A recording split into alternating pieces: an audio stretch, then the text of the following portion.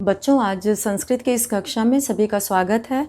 और आज हम लोग संस्कृत रुचिरा तृतीय भागा की जो अभ्यास पुस्तिका है, ये अभ्यास पुस्तिका रुचिरा 8 के नाम से है।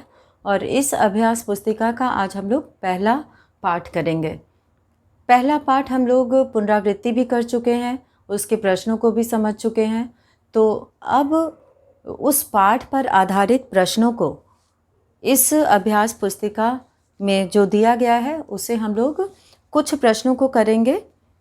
तो सभी बच्चे अपनी अभ्यास पुस्तिका निकाल लेंगे और यहाँ पर प्रश्न को हम समझाकर उसका जो सही उत्तर होगा बोर्ड पर लिखेंगे और सभी बच्चे उसे अपने अभ्यास पुस्तिका में पूरा करेंगे और प्रश्न को समझने का प्रयास करेंगे।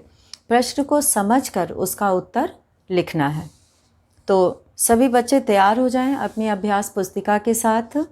और ये अभ्यास पुस्तिका जो है वो अभ्यास पुस्तिका रुचिरा 8 है और इसमें हम लोग सबसे पहला पाठ करने जा रहे हैं जिसका नाम है सुभाषितानि। और रुचिरा तृतीय भागा में भी हम लोग पहला पाठ सुभाषितानि पढ़े हैं। तो इस पाठ पर आधारित जो प्रश्न इसमें है कुछ प्रश्नों को हम लोग करेंगे। तो शुरू करते हैं। सबसे पहले दूसरे प्रश्न से। पहला प्रश्न जो है वो संधि विच्छेदम कुरुत है और ये संधि विच्छेद पाठ पढ़ते समय बताया भी जाता है। पाठ में जब वो पद आता है, वो शब्द आता है तो उसे समझाया जाता है। तो इसमें हम लोग दूसरे प्रश्न से शुरुआत करेंगे। एक पदेन उत्तरत। तो यहाँ पे प्रश्न 2 जो है वो एक पदेन उत्तरत दिया हुआ है और ये पाठ पर ही जो है प्रश्न बनाए गए हैं। तो और इसमें विकल्प भी दिया गया है।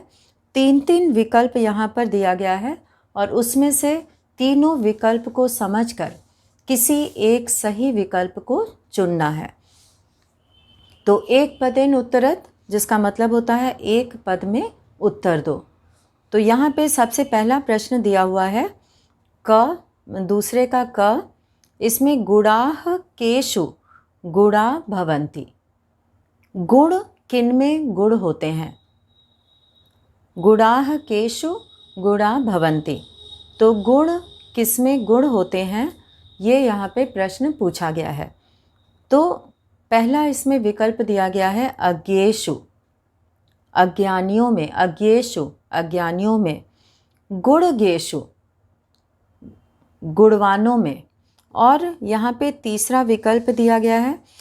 यहाँ पे नंबर सही ढंग से नहीं लिखा है। सभी बच्चे इसे दूसरे में इसको 2 कर लेंगे और तीसरे वाले में जो दोनों जगह 1 1 लिखा हुआ है उसको 2 और 3 बना देंगे। इसको सही कर लेंगे अपने से। तो गुणगेषु गुणवानों में। और तीसरा इसमें जो विकल्प दिया गया है वह है दोषगेषु। तो जैसा कि पाठ में हम लोगों ने पढ़ा है कि गुणगेषु गुणा भवन्ति। तो गुणगेषु जो है वो इसका सही उत्तर है। गुणाः केषु गुणा भवन्ति गुणगेषु। तो यहाँ पे हम लोग दूसरा विकल्प चुनेंगे और यहाँ पे नंबर डालेंगे। उत्तर 2 का यहाँ पे हम लोग क कर रहे हैं और क में जो उचित विकल्प है, जो सही उत्तर है वह दूसरा है और दूसरे में यहाँ पे लिखा है गुणगेषु, गुणगेषु। तो ये जो है सही विकल्प इसका उत्तर है। तो इसी तरह से हम लोग इस यहाँ पर दिए गए प्रश्नों को समझकर पूरा करेंगे। अब है सुस्वादु तोयाः काः प्रभवन्ति। अब हम लोग ख वाला प्रश्न समझेंगे। सुस्वादु, सुस्वादु का मतलब होता है स्वादिष्ट। तोयाः जल वाली।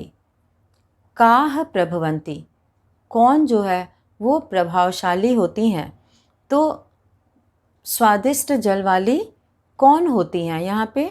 तो नद्यः पहला विकल्प दिया गया है, दूसरा दिया गया है सागराः समुद्र और तीसरा दिया गया है पर्वताः। तो सुस्वादु तोयाः काः प्रभवन्ति। तो यहाँ पे बहुवचन का हमें लिखना है नद्यः। नदियाँ जो है वो सुस्वादु यानी स्वादिष्ट जल वाली ही प्रभवंती मतलब निकलती हैं। तो यहाँ पे ख लिखेंगे और इसका जो सही विकल्प है उसका नंबर डाल के, यहाँ पे पहला विकल्प सही है तो यहाँ पे हम पहला नंबर डालेंगे और यहाँ पे वो पद लिखेंगे जो यहाँ विकल्प में लिखा हुआ है। तो नद्यः इसका उत्तर हो गया। अब हम लोग ग वाला प्रश्न पढ़ते हैं। ग में लिखा है कि गुणाः कम प्राप्य। गुणाः मतलब गुण, कम मतलब किसको, प्राप्य मतलब प्राप्त होकर, दोषाः भवन्ति दोष बन जाते हैं, यानी कि गुण किसको प्राप्त करके दोष बन जाते हैं। तो यहाँ पे पहला विकल्प दिया हुआ है दुर्गुणम, दुर्गुण को, अगुणम अगुण को, और निर्गुणम निर्गुण को। निर्गुण मतलब जिसके पास कोई गुण ना हो। तो निर्गुणम जो है वो आया है पाठ में, निर्गुणम प्राप्य भवन्ति दोषाः। तो यहाँ पे निर्गुणम जो है वो सही विकल्प है। तो ग में हम लोग तीसरा विकल्प चुनेंगे और तीसरे विकल्प में लिखा है निर्गुणम। तो यहाँ विकल्प का नंबर डाल दे रहे हैं ताकि इसी विकल्प को चुनना है और इसमें निर्गुणम लिखा हुआ है। तो निर्गुणम जो है वो इसका सही उत्तर है। और अब है यहाँ पे घ। घ वाला प्रश्न इसमें दिया हुआ है अशिक्षितः, अशिक्षित, जनः अशिक्षित लोग, अनपढ़ लोग, कीदृशः पशुः इव भवति कैसे पशु की तरह होते हैं। कीदृशः पशुः इव भवति किस प्रकार के पशु की तरह, भवति मतलब होते हैं। तो यहाँ पे पहला विकल्प दिया है कलाहीन, जिसके पास कला ना हो। दूसरा है पुच्छ विषाणहीन, पूँछ और सींग से रहित। और तीसरा है साहित्यहीन, साहित्य से रहित। तो यहाँ पे ये तीन विकल्प दिया गया है और जैसा कि पाठ में लिखा है साहित्य संगीत कला विहीन, तो साक्षात पशु पुच्छ विषाणहीन। तो यहाँ पे पुच्छ विषाणहीन जो है वो सींग और पूँछ से रहित पशु की तरह होते हैं। तो यहाँ पे दूसरा विकल्प सही होगा और दूसरे विकल्प में लिखा है पुच्छ विषाणहीन। सभी बच्चे इसे पूरा करेंगे, लिखते चलेंगे साथ में। पुच्छ विषाणहीन, पुच्छ विषाणहीन। तो ये जो है इसका सही विकल्प है। और अब हम लोग यहाँ पे अंग वाला प्रश्न देखेंगे। पिशुनस्य का नश्यति, पिशुनस्य का नश्यति। यहाँ पे विद्या, यशः, मैत्री। तो यहाँ पे जो है पिशुनस्य, इसको जो है जैसा कि श्लोक में पूरा लिखा हुआ है कि लुब्धस्य नश्यति यशः पिशुनस्य मैत्री। लालची का यश नष्ट हो जाता है और पिशुनस्य यानी कि चुगलखोर की मैत्री, मित्रता जो है वो नष्ट हो जाती है। तो पिशुनस्य का नश्यति, तो पिशुनस्य का यहाँ पे विद्या पहला विकल्प दिया है और दूसरा विकल्प दिया है यशः और तीसरा दिया है मैत्री। तो यहाँ पे पिशुनस्य यानी कि चुगलखोर की मैत्री, मैत्री नष्ट हो जाती है, मित्रता नष्ट हो जाती है। तो अंग का जो है वो तीसरा प्रश्न, तीसरा विकल्प जो है वो सही है। तो तीसरे विकल्प में लिखा है मैत्री। तो मैत्री जो है वो इसका सही उत्तर है, सही विकल्प है। और अब है कस्य धर्मः नश्यति, किसका धर्म नष्ट हो जाता है। तो जैसा कि श्लोक में भी लिखा हुआ है कि नष्ट क्रियस्य कुलम और अर्थपरस्य धर्मः। तो अर्थपरस्य की यानी कि यहाँ पे पिशुनस्य का तो मैत्री नष्ट हो जाती है, व्यसनिना बुरी आदतों वाले का विद्या का फल नष्ट हो जाता है, और अर्थपरस्य का धर्म नष्ट हो जाता है। तो यहाँ भी ये तीसरा जो है वो सही विकल्प है, अर्थपरस्य। तो अर्थपरस्य का जो है, अर्थपरस्य का जो है धर्म नष्ट हो जाता है। नष्ट क्रियस्य किम नश्यति, नष्ट क्रियस्य, जिसने क्रिया करना छोड़ दिया है, तो ऐसे व्यक्ति का यहाँ पे 3 विकल्प दिया गया है। पहला दिया गया है कुलम, कुल अर्थात उसका परिवार, वंश, और दूसरा विकल्प दिया है धर्मः, धर्म, और तीसरा विकल्प दिया है यशः, यश। तो यहाँ पे नष्ट क्रियस्य किम नश्यति, तो इसका जो सही विकल्प है, जो उचित विकल्प है, पहला है कुलम। यहाँ पे 6 नंबर डालेंगे और इसमें जो है पहला विकल्प लेंगे कुलम। तो कुलम जो है वो इसका सही उत्तर है, सही विकल्प है। और अब हम लोग ये ज वाला देखेंगे। तो ज में जो है ये यहाँ पे लिखा हुआ है कि सज्जनाः कम सृजन्ति, सज्जनाः, सज्जन, कम सृजन्ति, किसकी रचना करते हैं, किसका निर्माण करते हैं। तो यहाँ पर ये प्रश्न जो है वो मधुमक्षिका वाले श्लोक से है कि पित्वा कटुकम मधुरम रसम समानम। तो इसमें जो है उस जिस प्रकार मधुमक्खी कड़वे और मीठे रस को पीकर मधुर शहद का ही निर्माण करती है, उसी तरह से सज्जन लोग किस चीज़ का निर्माण करते हैं, ये इस प्रश्न में पूछा गया है। तो इसमें सबसे पहला जो विकल्प दिया गया है वह है मधु, यानी शहद। तो सज्जन लोग शहद तो बनाते नहीं हैं, वो तो मधुमक्खी बनाती है। माधुर्यम, मिठास का, और सूक्त रसम, सूक्ति रूपी रस का।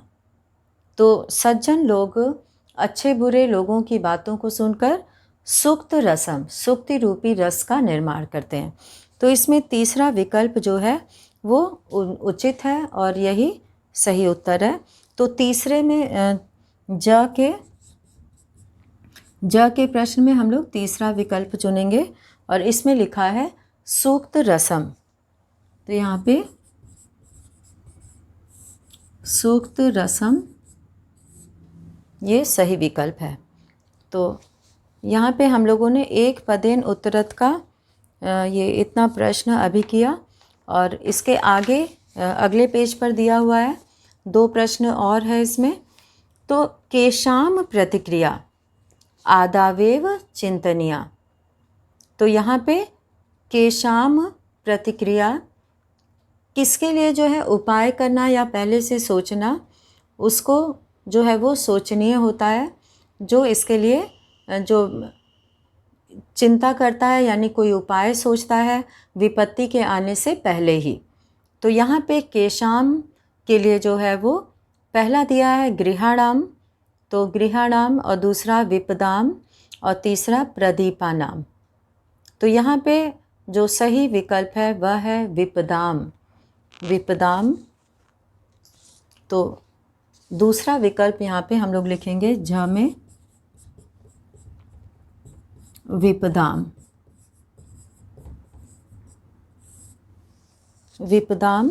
और अब है इय, ये दूसरे प्रश्न का अंतिम प्रश्न है ये, और इसमें लिखा है कि अर्थिनः, अर्थिनः यानी कि जो याचक होते हैं, जो कुछ लेने आते हैं, मांगने आते हैं, जो याचक होते हैं, जो कुछ चाहते हैं।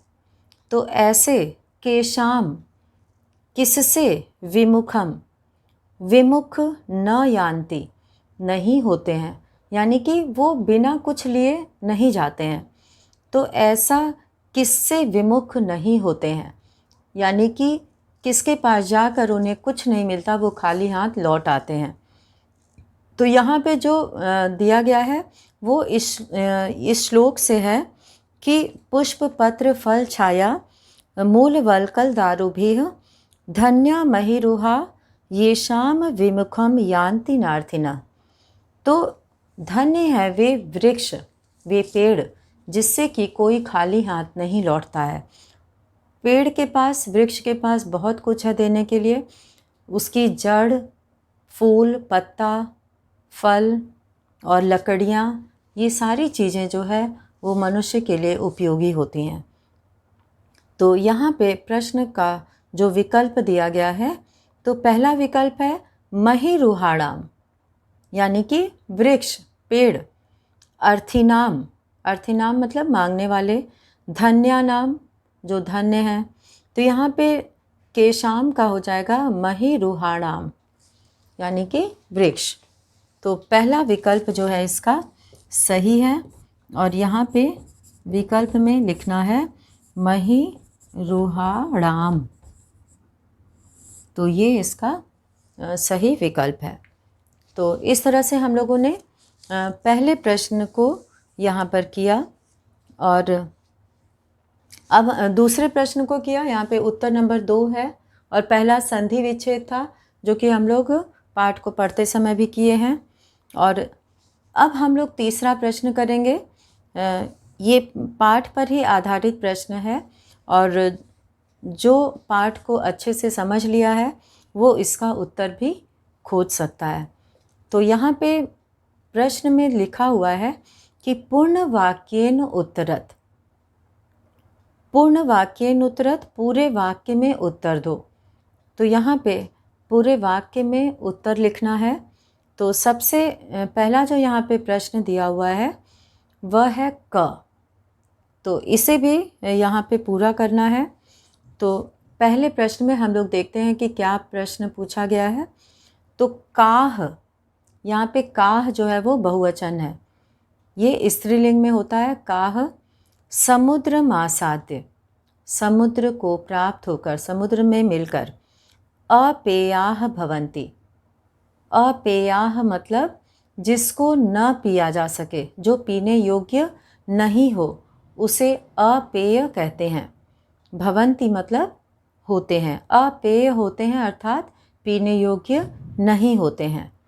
तो यहाँ पे प्रश्न जैसा कि दिया हुआ है पाठ में कि सुस्वादु तोयाः प्रभवन्ति नद्यः समुद्र मासाद्य भवन्ति अपेया। तो यहाँ पे जो नदियाँ स्वादिष्ट जल वाली होकर निकलती हैं, लेकिन जब वो समुद्र में मिल जाती हैं अंत में, तो वो पीने योग्य नहीं रह जाती। तो यहाँ पे काह की जगह पर आएगा नद्यः। कौन पूछा गया है? तो नद्यः समुद्र मासाद्य अपेयाः भवन्ति, नदियाँ समुद्र में मिलकर पीने योग्य नहीं रह जाती। तो इसको हम लोग वाक्य में लिखेंगे, क्योंकि प्रश्न में लिखा है पूर्ण वाक्येन उत्तरत। तो यहाँ पे हम लोग पूरे वाक्य में इसका उत्तर लिखेंगे और केवल हमें काह की जगह पे नद्यः लिखना है और बाकी सभी उस प्रश्न में लिखा हुआ है और उसी से हमें उत्तर बनाना है। तो शुरू करते हैं हम लोग तीसरा प्रश्न। और तीसरे प्रश्न का पहला, तो उत्तर 3 यहाँ पे डालेंगे और उसका पहला उत्तर हम लोग लिखेंगे। तो यहाँ पे जो है काह समुद्र मासाद्य अपेयाः भवन्ति, तो नद्यः यहाँ पे हो जाएगा नद्यः समुद्र मासाद्य, समुद्र मासाद्य अपेयाः भवन्ति, अपेयाः भवन्ति। तो इस तरह से यहाँ पर पहले प्रश्न का उत्तर ये बन गया। और अब हम लोग ख वाला प्रश्न समझेंगे कि ख के प्रश्न में क्या पूछा गया है। तो यहाँ पे कहा गया है पशुनाम, पशुनाम भागधेयम किम अस्ति, पशुओं का सौभाग्य क्या है। यानी कि जो साहित्य संगीत कला विहीन व्यक्ति हैं वो तो साक्षात पशु के समान है और वो घास न खाते हुए भी जीवित रहते हैं। यह उन पशुओं का भागधेयम अर्थात सौभाग्य है। तो यहाँ पे किम अस्ति का अर्थ है तृणम न खादनपि जीवमानः तत् पशूनाम भागधेयम अस्ति। तो हम लोग यहाँ से इसकी शुरुआत करेंगे। तृणम न खादनपि खादन्नपि जीवमानः तत् पशूनाम भागधेयम। ये प्रश्न में लिखा हुआ है भागधेयम अस्ति।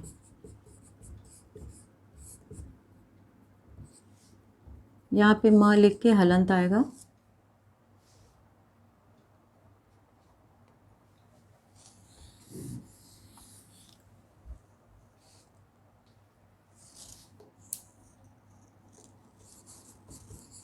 भागधेयम अस्ति, ये हो गया ख का उत्तर। अब हम लोग ग वाला प्रश्न देखेंगे। ग वाले प्रश्न में लिखा हुआ है कि कस्य राज्यम नश्यति, किसका राज्य नष्ट हो जाता है। तो इसमें जो है श्लोक आया था कि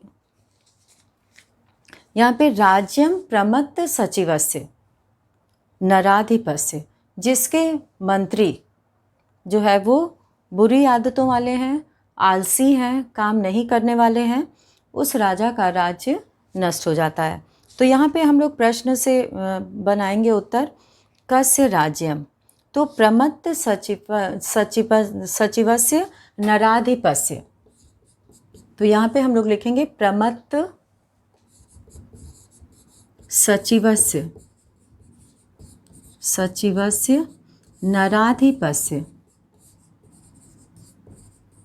नराधिपस्य राज्यम। यहाँ पे हो जाएगा राज्यम नश्यति।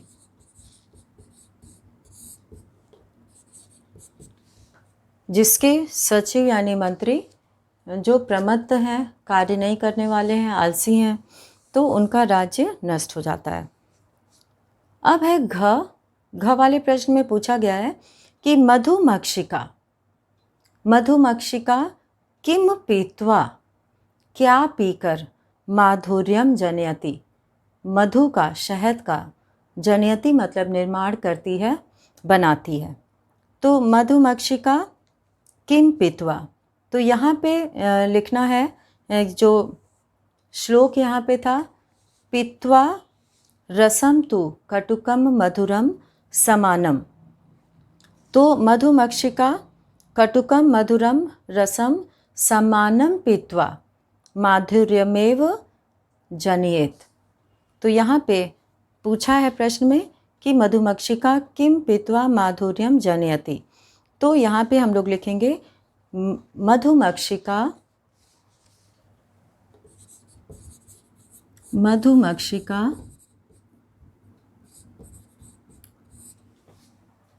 कटुकम मधुरम रसम समानम पीत्वा, समान रूप से पीकर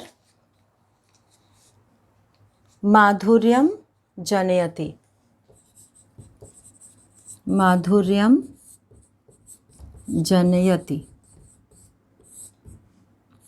कड़वे और मीठे रस को समान रूप से पीकर शहद का निर्माण करती है।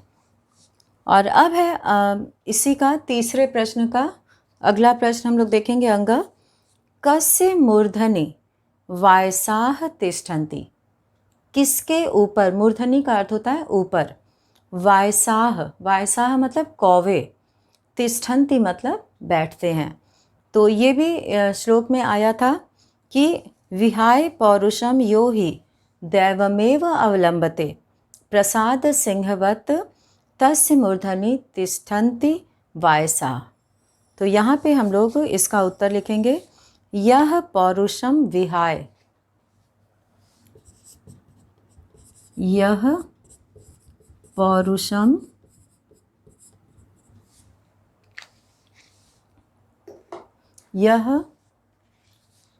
पौरुषम विहाय दैवम एव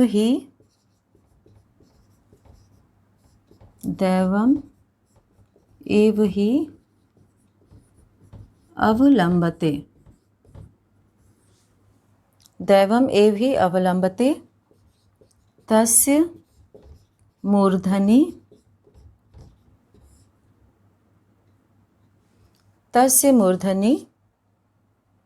वायसाः तिष्ठन्ति।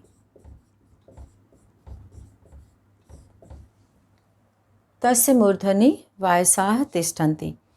तो इस तरह से ये 5 प्रश्न हो गए प्रश्न 3 का। और अब इसका अंतिम प्रश्न है च कदा कूप खननम न युक्तम। कदा मतलब कब, कूप खननम, कूप कहते हैं कुएं को, और खनना मतलब खोदना, कुआं खोदना। न युक्तम उचित नहीं होता है। न मतलब नहीं और युक्तम मतलब उचित होना, सही होना। तो इसमें भी एक श्लोक आया था यहाँ पे जिसमें कि था कि चिंतनया ही विपदाम आदावेव प्रतिक्रियाः न कूप खननम युक्तम प्रदीप्ते वहनिना गृहे। तो घर में जब आग लग जाती है तो उस समय आग बुझाने के लिए कुआं खोदना उचित नहीं होता। तो इसी को हम लोग लिखेंगे। यहाँ पे पूछा है कदा। कदा मतलब कब, कूप खननम न युक्तम। तो यहाँ पे उत्तर में हम लोग यदा करेंगे कि जब। तो यहाँ पे च का उत्तर हम लोग लिखेंगे यदा। यदा मतलब जब। गृहे वहनिना प्रदीप्ते। प्रदीप्ते मतलब आग जल रही हो, घर जल रहा हो आग से। प्रदीप्ते वहनिना प्रदीप्ते गृहे, यदा गृहे जब घर में, वहनिना प्रदीप्ते तदा तब, कूप खननम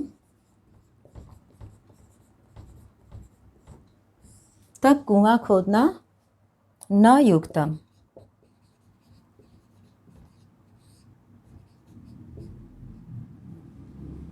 न युक्तम मतलब उचित नहीं होता है। तो इस तरह से हम लोगों ने तीसरे प्रश्न का क ख ग घ अंग और च ये पूरा किया। और अब जो अगला प्रश्न है प्रश्न 4।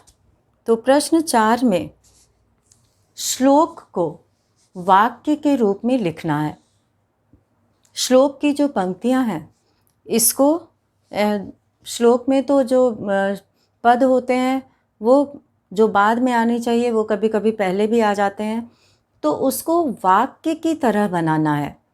जैसे इस श्लोक का जो अर्थ हम लोग बोलते हैं तो उसको उसी तरह से संस्कृत के पदों को यहाँ पर लिखना है और इसे ही अन्वय करना कहते हैं। अन्वय मतलब श्लोक को वाक्य की तरह लिखना।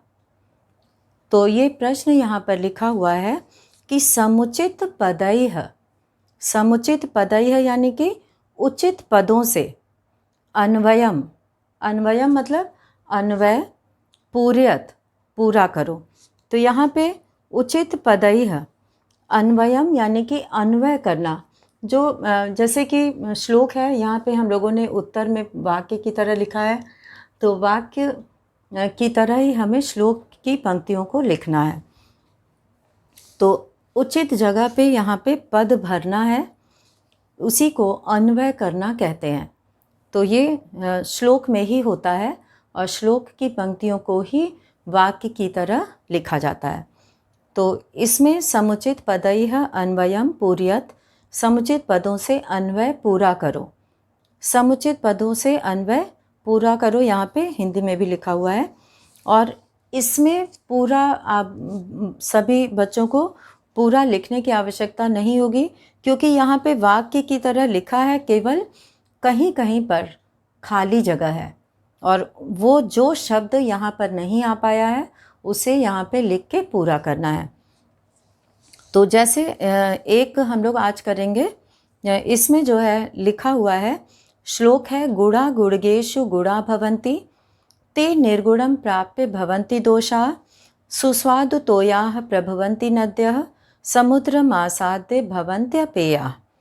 तो अब यहाँ पे अन्वय गलत ढंग से लिखा हुआ है, अन्वय होना चाहिए अन्यवयः, यहाँ पे लिखा हुआ है अन्यवयः, अन्वय होना चाहिए, यहाँ पे आगे सही लिखा हुआ है, तो इसे सभी बच्चे सही कर लेंगे देख के, अन्वय। तो यहाँ पे पहला पद लिखा हुआ है गुणाः और खाली जगह है बीच में, गुणा भवन्ति। तो पहली पंक्ति हम लोग श्लोक की देख रहे हैं, एक शब्द यहाँ पे छूटा हुआ है, गुणगेषु। तो इसको हम पूरी पंक्ति नहीं लिखेंगे, यहाँ पे वाक्य जो खाली जगह में लिखना है केवल उसे ही पूरा करेंगे। तो इसमें कॉमा लगाकर अल्प विराम से जो है वो जितने शब्द खाली जगह हैं उनको पूरा करेंगे। तो यहाँ पे हम लोग शुरू करते हैं एक अन्वय और बाकी हम लोग बाद में करेंगे। तो यहाँ पे प्रश्न का नंबर डालते हैं, उत्तर 4, उत्तर 4 है ये। और इसका क वाला जो है पहला श्लोक, इसमें गुणाः के बाद गुणगेषु जो है खाली जगह में आएगा, तो यहाँ पे गुणगेषु ये पहले खाली जगह में आ गया। और अब जो है ते प्राप्य भवन्ति, यानी कि ते निर्गुणम प्राप्य दोषाः भवन्ति, तो दूसरे खाली जगह में आ जाएगा निर्गुणम। और फिर तीसरे खाली जगह में प्राप्य मतलब प्राप्त होकर, दोषाः भवन्ति, दोष शब्द यहाँ पे नहीं लिखा है तो हम लोग यहाँ पे दोषाः भरेंगे ताकि वाक्य पूरा हो जाए। और दोषाः के बाद भवन्ति है, नद्यः फिर खाली जगह है, प्रभवन्ति निकलती हैं। तो नदियाँ कैसे निकलती हैं, कैसी होती हैं, सुस्वादु तोया स्वादिष्ट जल वाली। तो दोषाः के बाद वाले खाली जगह में हम लोग भरेंगे सुस्वादु तोयाः। और अब जो है प्रभवन्ति समुद्रम आसाद्य हो जाएगा, समुद्र में प्राप्त होकर मिलकर। तो यहाँ पे अगला खाली जगह जो है वो समुद्रम लिखा जाएगा। और फिर जो है आसाद्य च पे भवन्ति, अपेयाः शब्द यहाँ पे नहीं आया है, तो अंतिम जो खाली जगह है वहाँ पर भरेंगे अपेयाः, न पीने योग्य। तो ये जो है पहले उत्तर 4 के पहले के अन्वय में खाली जगह भरा जाएगा। तो सभी बच्चे इस तरह से उत्तर 4 के क तक का सभी प्रश्न अपने अभ्यास पुस्तिका में पूरा करेंगे। और इसी के साथ ये वीडियो यहीं पे समाप्त करते हैं। धन्यवाद।